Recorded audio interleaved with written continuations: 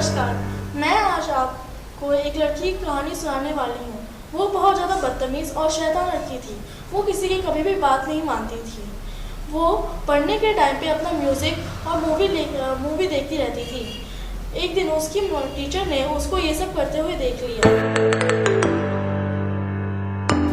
तुम हमेशा मोबाइल में क्यों लगी रहती हो? तुम्हारा पढ़ाई में ध्यान नहीं है। पिछली बार तुम्हारी परीक्षा में कितने कम नंबर आए थे।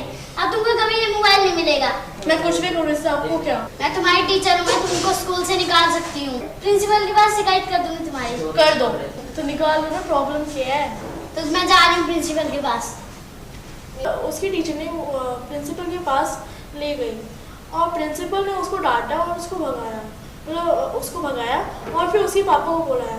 सर ये बहुत बदतमीज और शरारती होते हैं। पढ़ाई में कोई ध्यान नहीं डालती है। ये हमारे स्कूल के लायक नहीं है। आपकी बच्ची इतनी शैतान है, आप लोग इन पे ध्यान क्यों नहीं देते?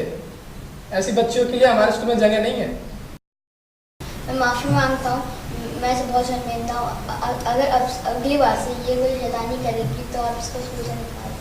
तो ध्यान रखिएगा इस बात का। उसके पापा ने बेग किया कि मेरी बेटी को भी छोड़ दो, अगली बार से ये ऐसा नहीं करेगी। उन्होंने उनके सामने हाथ जोड़ा और बहुत रिक्वेस्ट किया। ये देखकर उसकी बेटी को अच्छा नहीं लगा। तो जब बेटी अपने पापा के साथ घर जा रही थी तो उसकी बेटी बहुत ज़्यादा गुस्सा हो गई और उनको बहुत डांटा कि आप ऐसा क्यों करते हो और आपको ऐसा नहीं करना चाहिए था। मुझे अच्छा नहीं लगा। आपने उनसे माफ़ी क्यों मांगी? अगर माफ़ी नहीं मांगे तो क्या करता? वो तुम्हें स्कूल से निकाल देते। पर आपको पता मुझे पढ़ना पसंद नहीं है। क्यों? पढ़ना तुम्हारे भविष्य के लिए बहुत अच्छा रहेगा।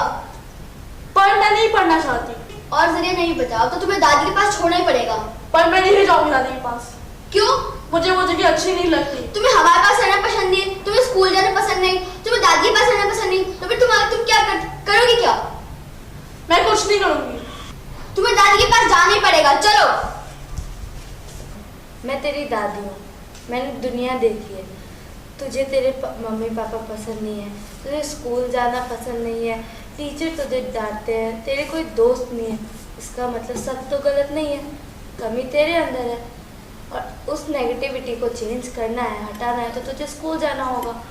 तो स्कूल जाके तो एक बार देख स्कूल जा। पर मुझे अच्छा नहीं लगता स्कूल जाना। तो स्कूल जा। तुझे नहीं अच्छा लगेगा तो हमारे पास रेस्टोरेंट है, हम उधर रहेंगे। पर एक बार जा तो स्कूल में मेरे लिए जाए और तेरे लिए एक दोस्त है, उसके साथ तो स्कूल जाएंगे। रूमी,